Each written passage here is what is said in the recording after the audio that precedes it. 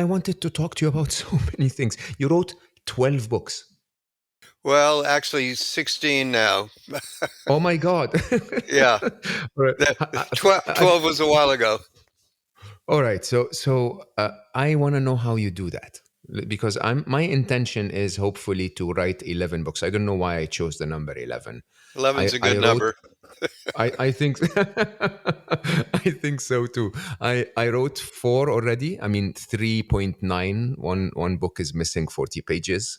But I'm not as efficient. I mean, how often did you write books?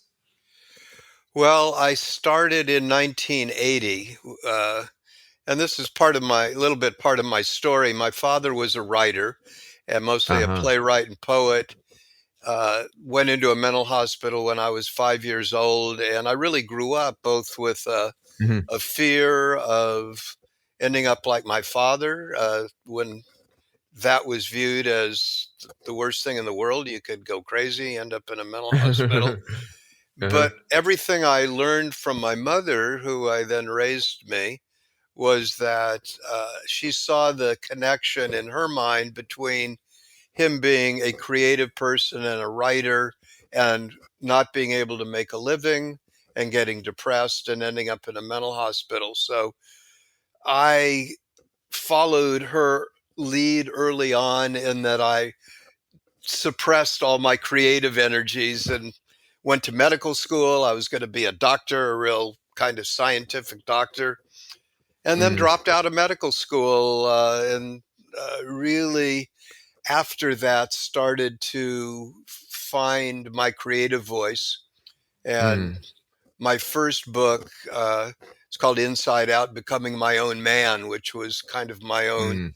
putting my life together, as it was up till that point. And I found out I like to write, and that what one thing leads to another, and the first book led to a second book, and then Then 16, eventually 16 books 16. later.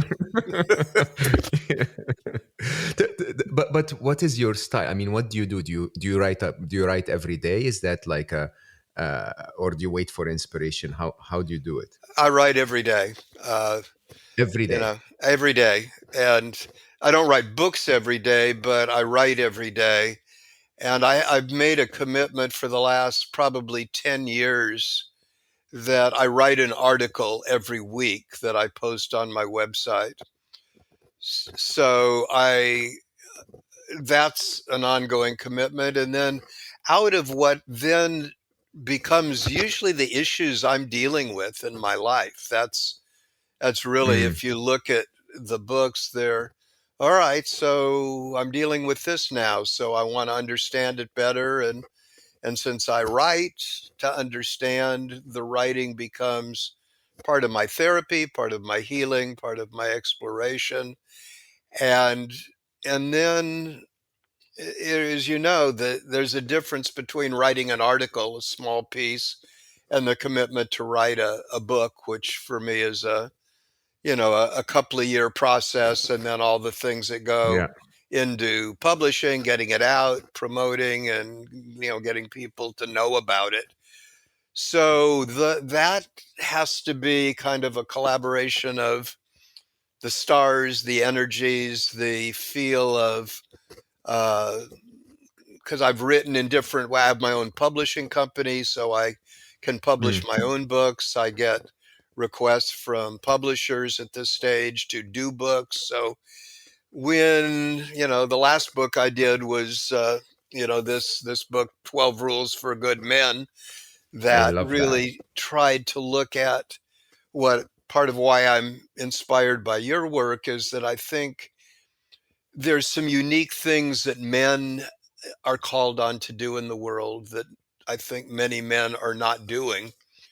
And because of all the ways in which our lives are channeled in other ways, my wife inspired this book. She said, with all the negative energy about men and the Me Too movement, and her view was, as mine, that in many ways men have a lot of societal restrictions that put us in a man box, or certain armoring that keeps us from both being who we are and being able to express who we are. So this, she said, we really need a book for men that really is more prescriptive than many of my other books that says, here's what, at least what I think would be helpful. Here's the 12 rules that I've found over the years to be helpful.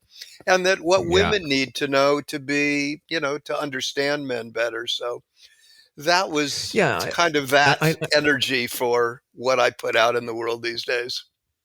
I love that you write not just for men, but openly. I think your books are also very good for the women they love, right, or the women that love them, right. So Yes. so the idea, but I have to say, in today's world, and I'm probably a sensitive question, that whole concept of gender specific, health or gender specific treatment, men and women, is a little more it's a lot more contested, and I think a little less defined, if you want. How do you view that? I mean, with most of your work written specifically for men, what does that mean for all other gender identifications? Well, it is. It's both an interesting uh, philosophical question and a practical question. Um, it's always been very practical for me, starting with my father's going into the mental hospital when I was 5, and my mother's fear of death, my own, hers, and his.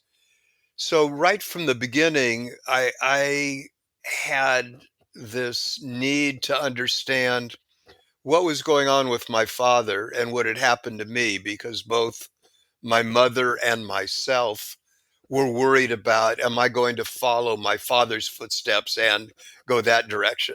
She didn't worry so much about me following her direction, and I didn't, although I had a lot of similar problems that she had.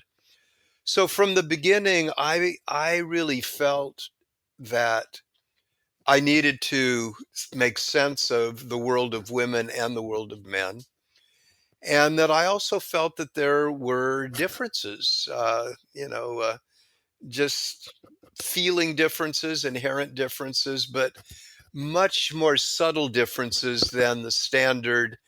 Men are aggressive and women are soft and gentle. Men are made of snips and snails and puppy dogs' tails was the nursery rhyme when I grew up, where girls were made of sugar and spice and everything nice.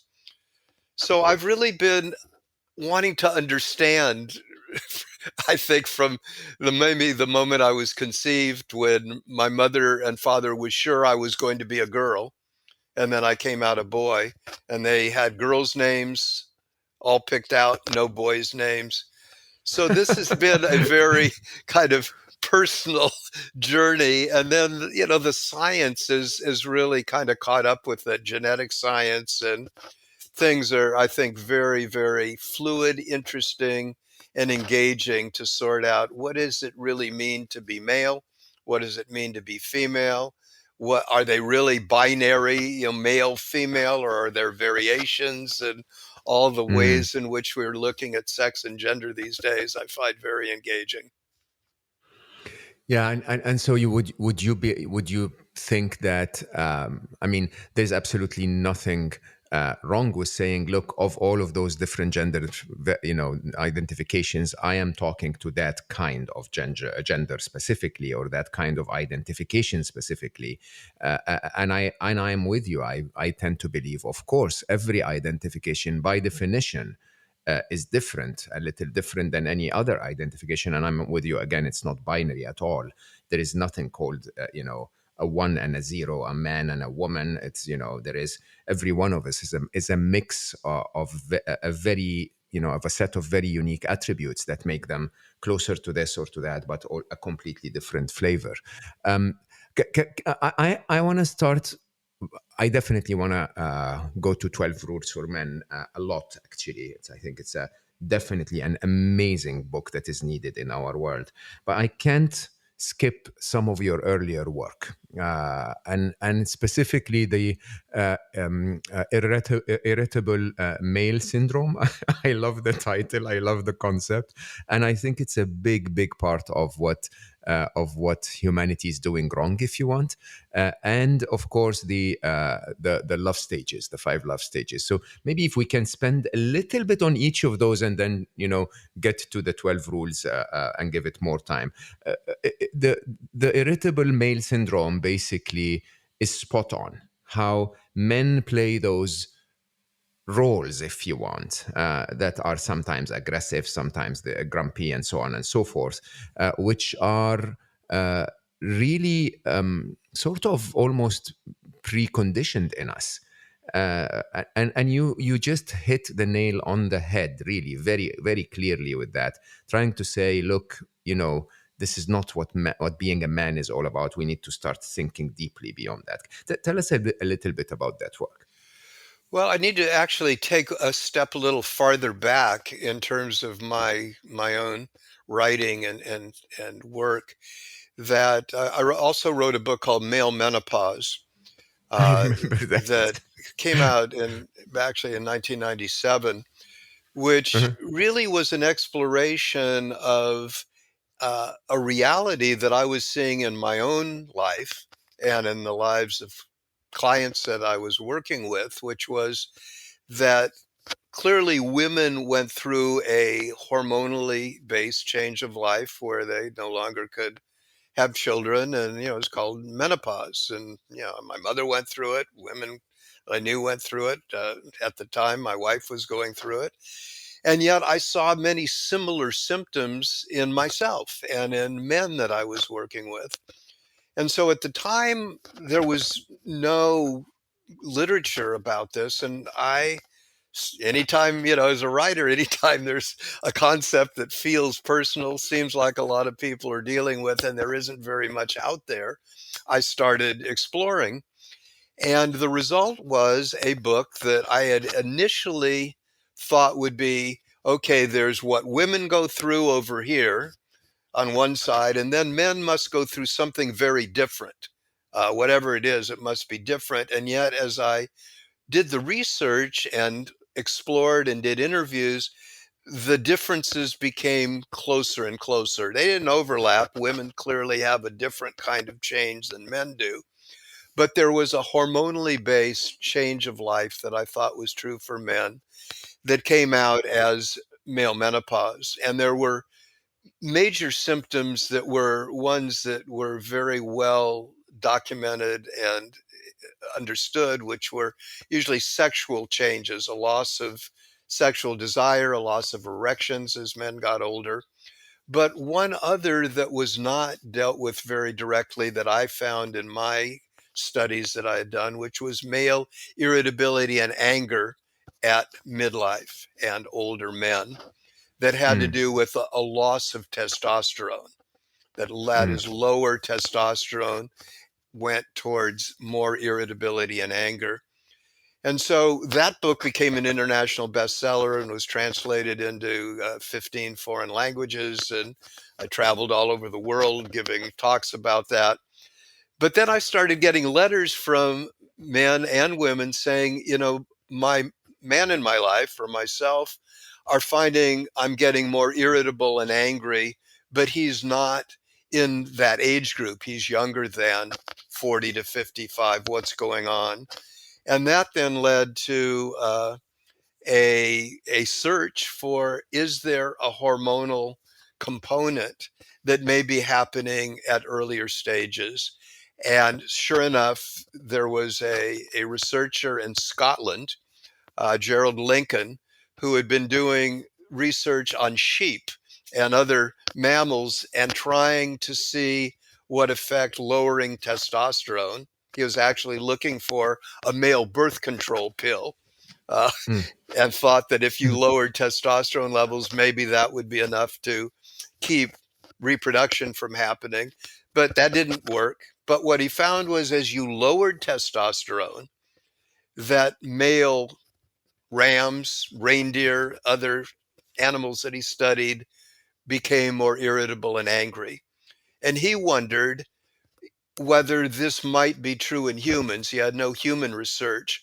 I had human research that said, I think male mammal humans, when their testosterone gets lower, become irritable and angry. And I went over to Scotland and uh, talked and lectured at his university. And out of that came the book, The Irritable Male Syndrome, where it started with what happens when men's testosterone is low, but then looked at other factors that were true in humans that were not true in rams, like increasing stress that added to the irritability, that changes in brain chemistry, often due to diet and a lowering of serotonin levels in the brain, changing roles that men were going through. And then a more recent one that wasn't in the book, but I found to be increasingly true, was the existential threats that we face in modern times with global climate change, with the pandemic, that I think impacts men in a way of I should be able to fix things, but I can't.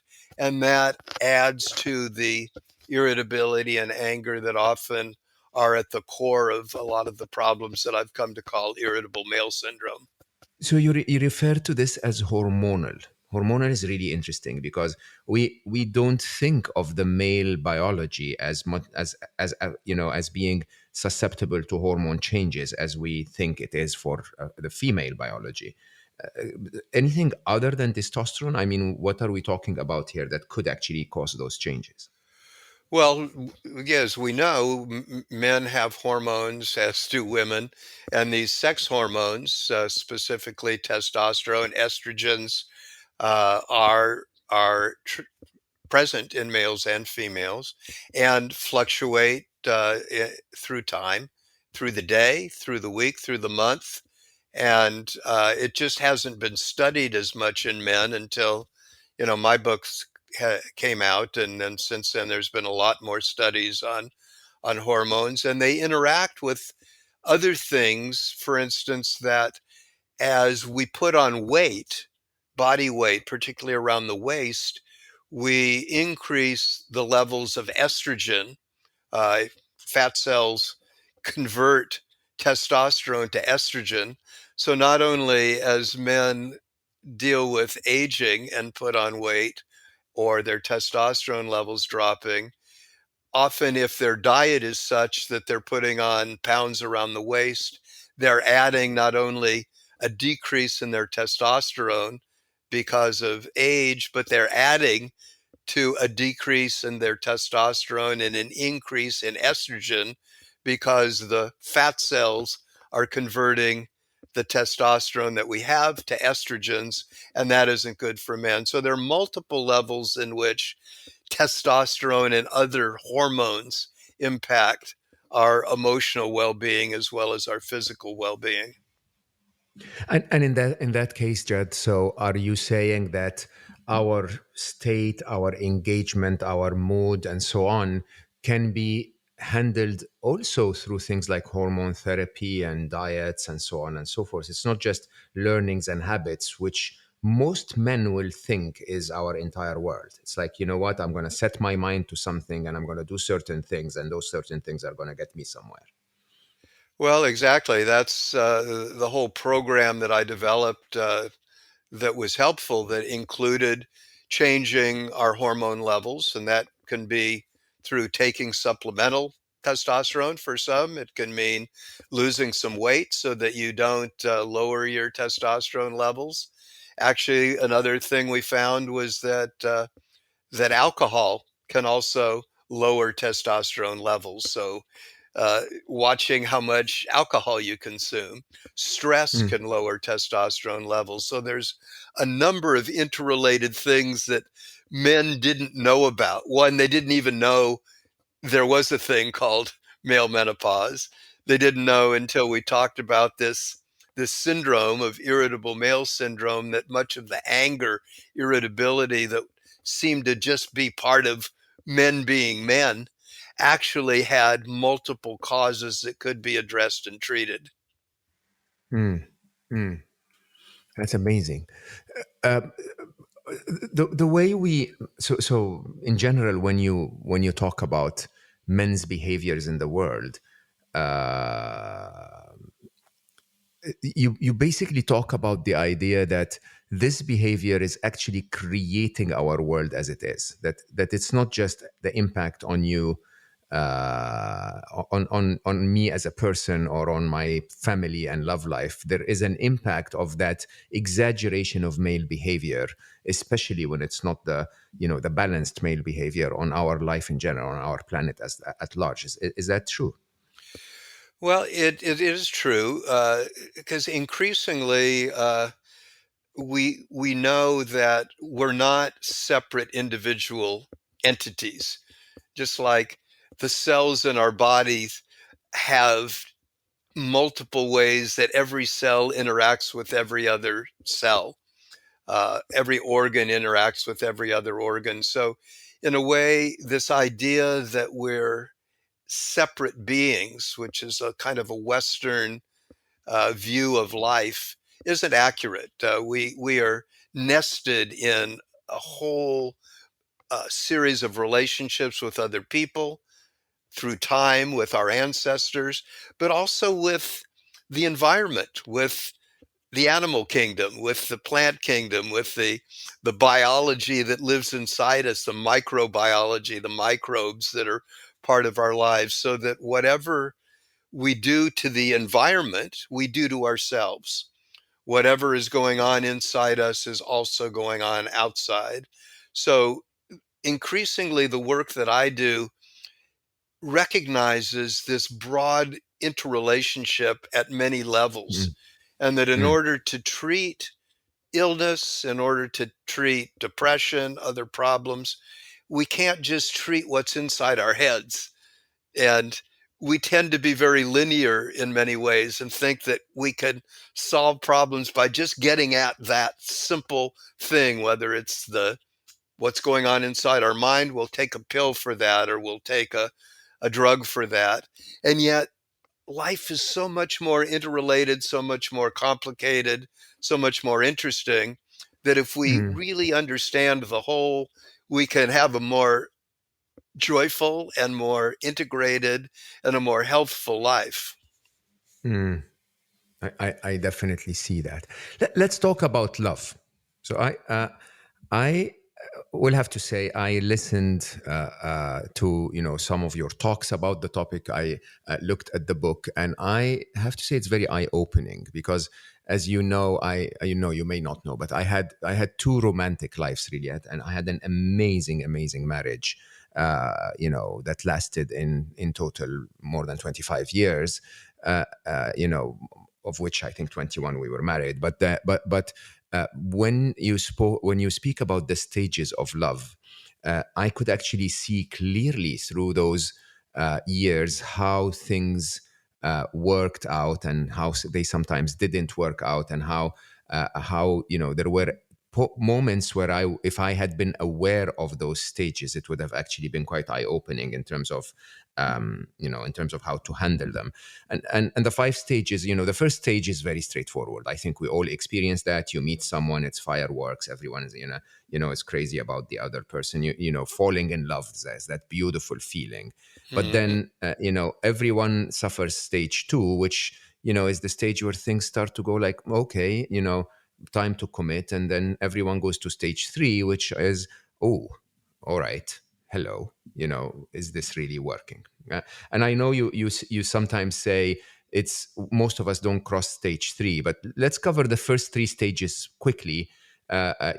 Stick with stage three and then talk about four and five, because I think there is so much substance in discussing what most people don't reach actually. Well, just to again share a little bit of my story, I've been married three times, had two marriages and divorces early on in my life. My present wife and I now, our third marriages, we've been together now for 41 years. And what Wow. I found in my first two marriages, which I didn't know at the time, was those first two stages, the falling in love and building a life together. My first wife and I had two children together. And then we were together for about 25 years. We broke up, and then I remarried, and that didn't work out.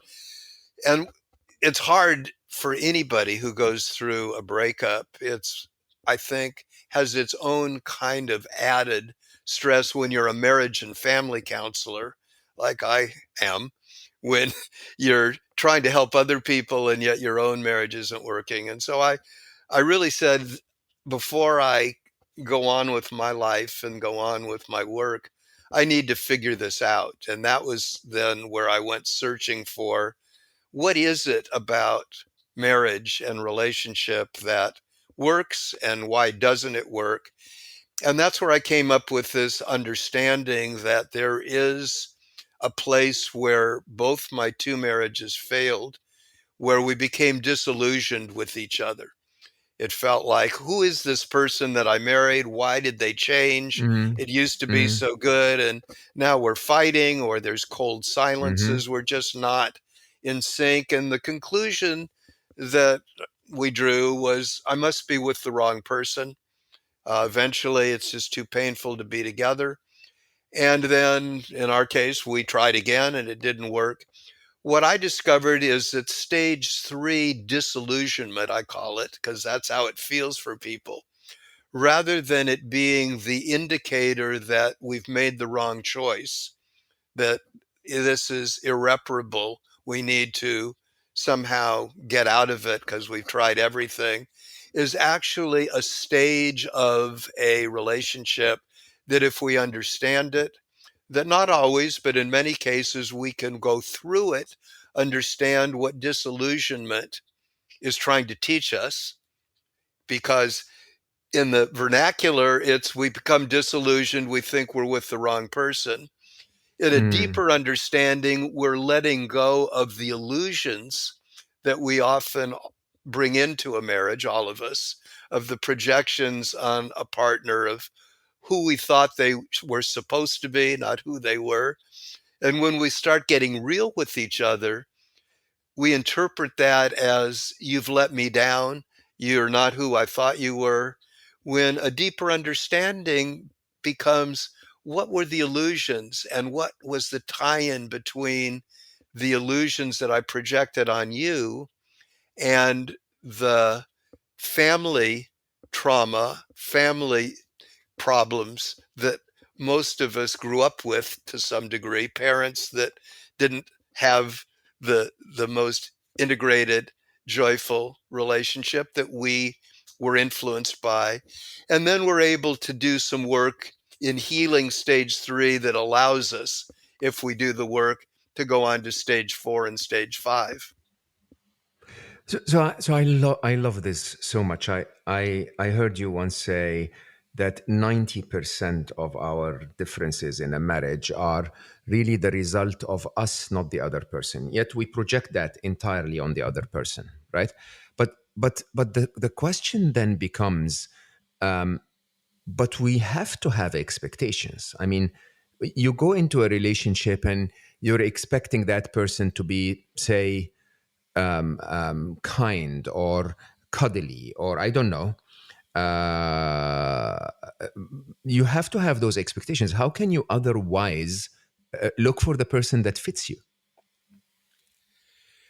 Well, that's the dilemma that so many of us, maybe it's part of the human condition, we of necessity look for somebody who can fulfill our partnership needs. I think humans, just like other uh, animals, have an inherent desire to connect and to pair up. Uh, no reproduction would happen if that didn't happen. But we also want to be happy. We want to be joyful. We want to have intimacy. We want to have good sex. We want to have, a feeling of being cared for, understood, seen, and heard. And we go in hoping that that person will fulfill those needs. Nothing wrong with that. We all have them. We all should have them. Where we need to expand our understanding is that, you said 90%. We found that 90% or more of the problems that we have that we think are problems in the here and now, the problem with you and me, turns out to be unhealed problems from the past, things that we acquired in our understandings from our parents that we didn't even know we had, that were part of my, like what I learned from my father about being a man, what I learned from my mother about relationships. Hmm. So Hmm. it's not that we don't have expectations. We need to find where the roots of the disillusionment are. They're not 90% of the time, they're not in you have a problem or he's got a problem.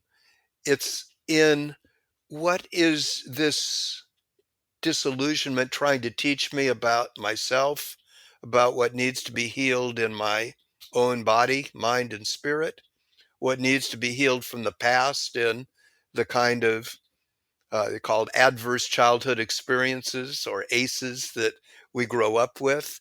And then how can I, rather than seeing you as the problem, my partner, how can I see us together on a journey to go through this full 5 stages from falling in love to building a life together, and then this valley that it feels like of disillusionment, which for some feels like the beginning of the end, but can actually be the going into the valley of deepening connection that then can bring us out into what I call stage 4, which is real lasting love, and stage 5 Hmm. being soul partners and creating a our joint offering to the world, or our couple calling that I feel that so many of us have, if we, can develop a deep enough relationship to take us through all 5 stages.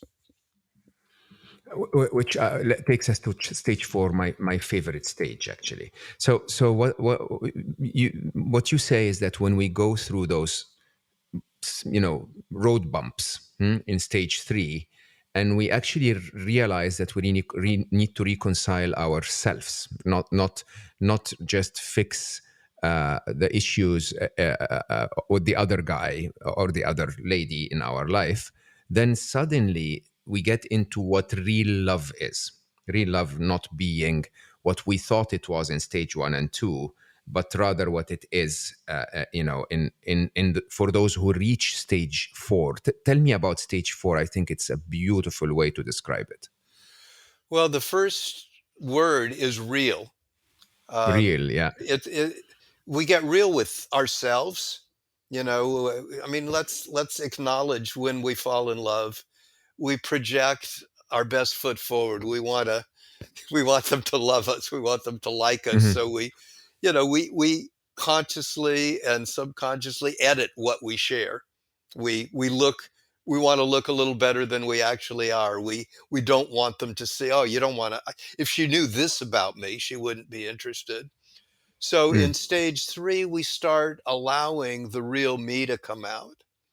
And by the same token, we start being able to see our partner as the flawed but beautiful human being that they are, and Mm. be able to go deeper with each other rather than go, oh my God, not that. And that requires a willingness to trust. It often requires some guidance, because most of us never had any real training in the 5 stages of love. We didn't often see it with our parents. We didn't often see it with our friends. So it's new territory. So sometimes we need Yeah. guidance to take us through that.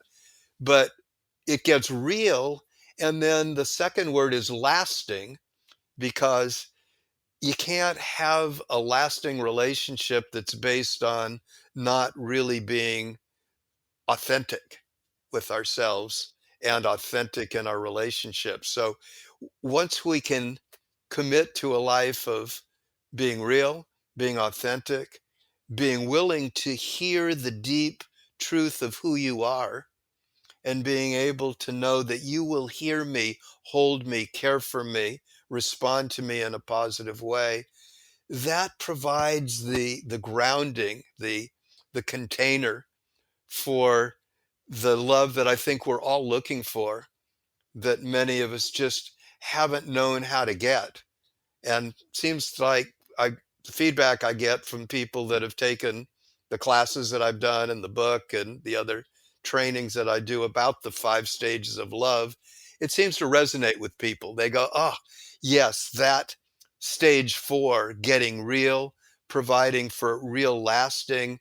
And the final thing I say about stage 4 is that many people have come to believe that in a long-lasting relationship, you lose the romance. It's something that you can't have forever. It's part of the early stages. Yeah, you fall in love, it's crazy, you feel so head over heels, but come on, after 3 kids or whatever, you just can't expect to be in love like that. Well, it turns out when you get to stage 4, and we've actually done brain scans with people who've been married or in long-term relationships for 20, 30, 40, 50 years, and they find out that when we get real and we get more in depth, we fall in love again. And my Mm. wife and I have been together, like I say now, for 41 years. And people see us, they say, "You must be newlyweds. You seem so giddy with each other. You laugh so much. You seem so playful, so young." And we go, "Yeah, it's kind of, we've been through, the crucible of the fire of burning away a lot of the fears, impurities, and confusions and old, uh, in-depth hangups and traumas from our past so that we can be young again with each other and can be comfortable with each other." So it's stage 4 is a wonderful stage that when people get to it, they go, "Ah, this is what I've been looking for." Yeah, I think that really is the biggest eye opener in and stage 5. But I think the biggest eye opener is that most people believe in that curve of declining romance because they don't get to stage 4, right? But if they do get to stage 4, there is that reignited love that is not just companionship. It can actually be very passionate and very playful and very silly and very funny and fun and so on and so forth. And I think that's this is probably the biggest reason why people should see their way through stage 3, to actually find the courage to acknowledge to yourself that if something is not working out, it might actually be most probably because of you, not because of your partner. It's a reflection, of you and your partner as a mirror. It's a reflection of your expectations, your traumas, your way of looking at it. And then it gets even better because when you spoke about, we speak about stage 5, I go like, man, this is how it should be. This is what life is about, right? Where you basically say stage 5 is when we start um, to to align our purpose in a way. Right. Yeah, I think we all in some way recognize that we each have a calling in life. We somehow takes usually midlife and beyond before we really get embrace. What am I here for? What's my unique contribution to the world? But part of, I think, again, the new understanding of people and life is that truly we're not sole proprietors of anything. Our own bodies are multiplicities of organisms. Our own being is a result of not only the present day relationships, but our historical relationships all through our past history. And so I believe that couples have their own unique calling. And that doesn't mean that the couple necessarily does a specific thing together, although it could, but it means somehow that your work in the world, your joining together is bringing something uniquely special to the world. That couples, I mean, think about it. If we could figure out how couples could make their marriages successful, their coupling successful, maybe there's hope for countries being able to get along with each other, or the parties in our countries, the Democrats and the Republicans and the whatever the different, conflicting energies that we have in the world. Maybe there's hope that we can solve the big problems in the world.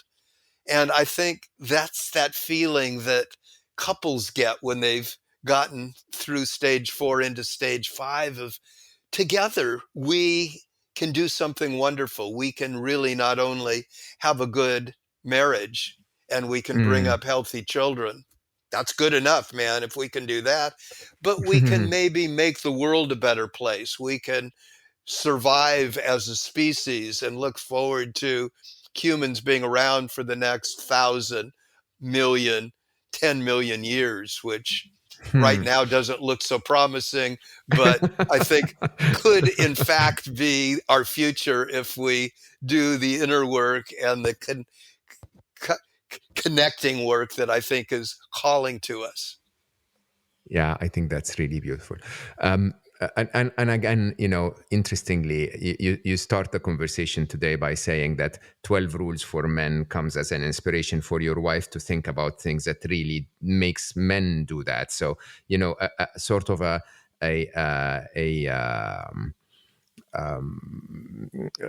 task together to make the world a better place. So let's talk about 12 rules for men. Well, as you say, it had started in a for me an unusual place. I had written 15 books. I thought 15 seemed to be a good place to start Exactly. and Yeah. Yeah. do something else and teach and train and do some other things. And I told my wife that, and I thought she'd be happy because writing a book takes a lot of individual Effort and time time. Yeah. and Yeah. research and all of that. And instead, she said, and she's never said this before, she said, I think you need to write at least one more book. And it needs to be a book for men that really guides men to recognizing the restrictions and the armoring that we've carried throughout our lives.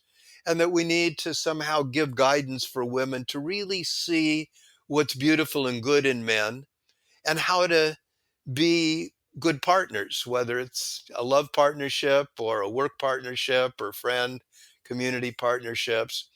And out of that, started, uh, interestingly enough, my first question to myself when I decided, yep, she's right on this one. I should write another book. Oh my God. All right. I got to think about how to do that.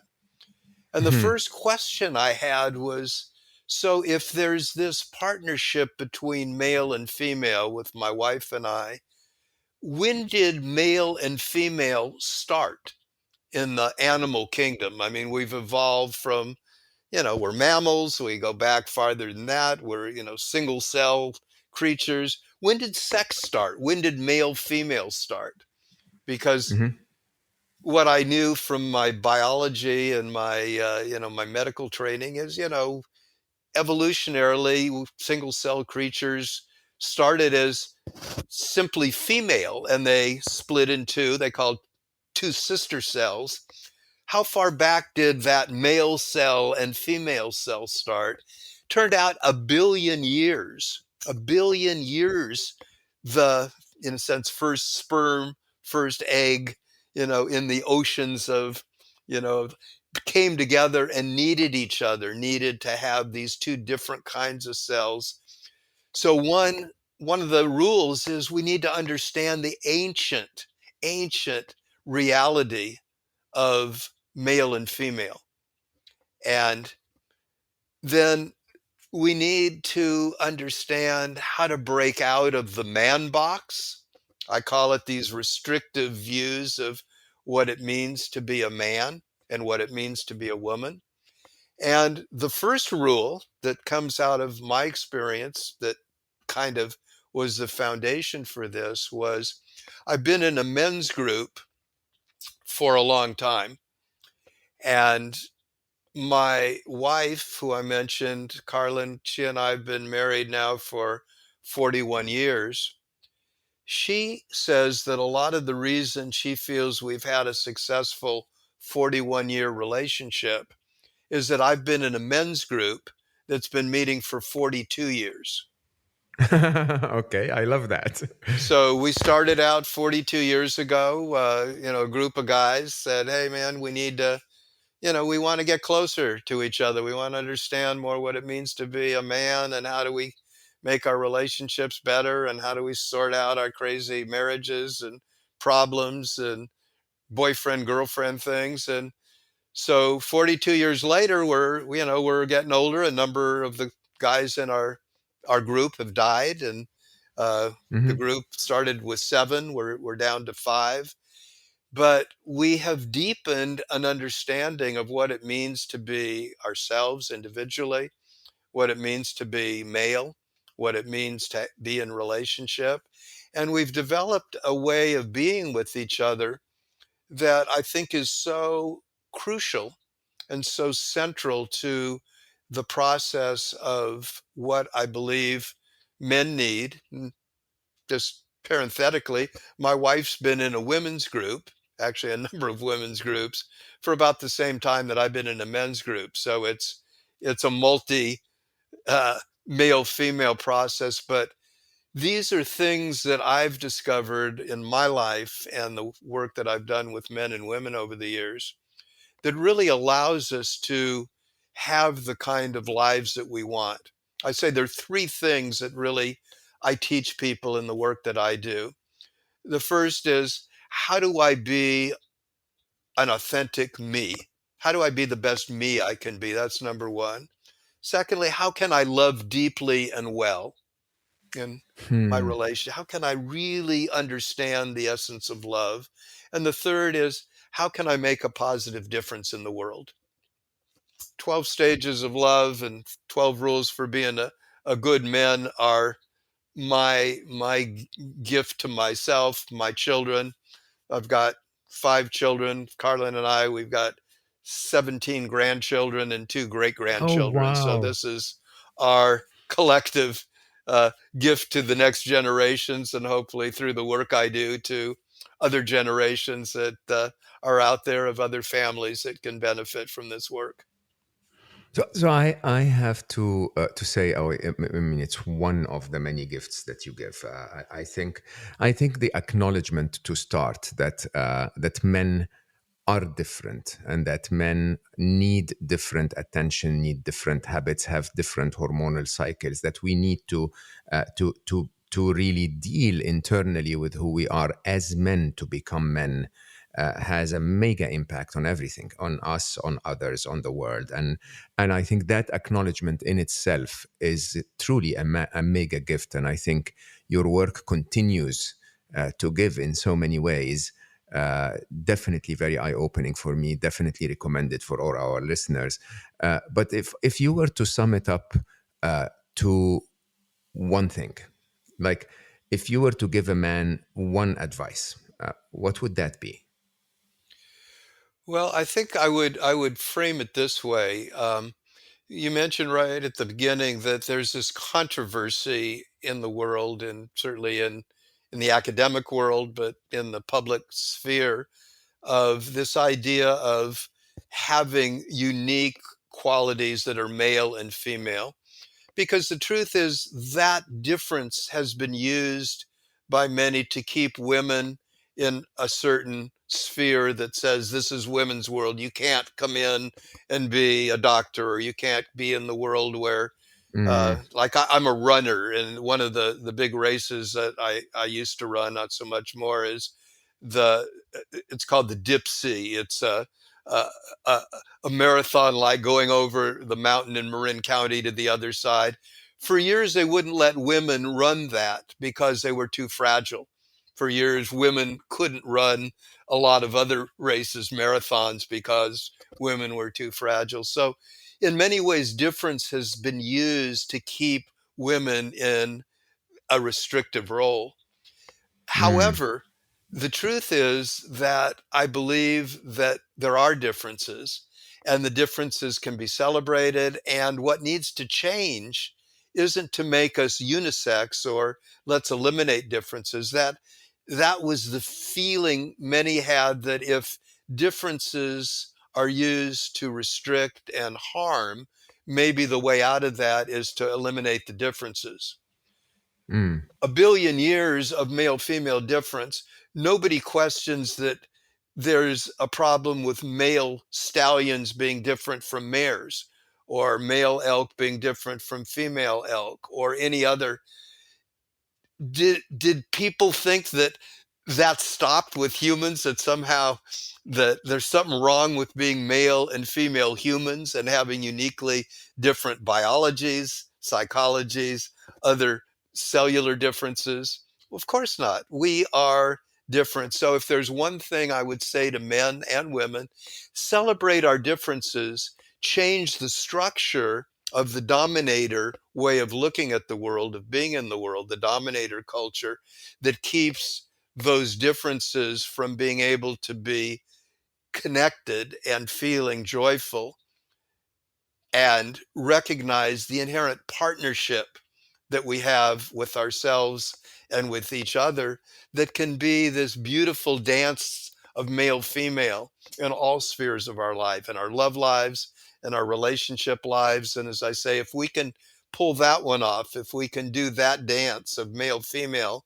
well, we can perhaps do the dance of how do we recognize all the differences that we have in the world, and be able to accept differences that are real, but heal the conflict and domination that seems to be so destructive in our environment Mm. these days.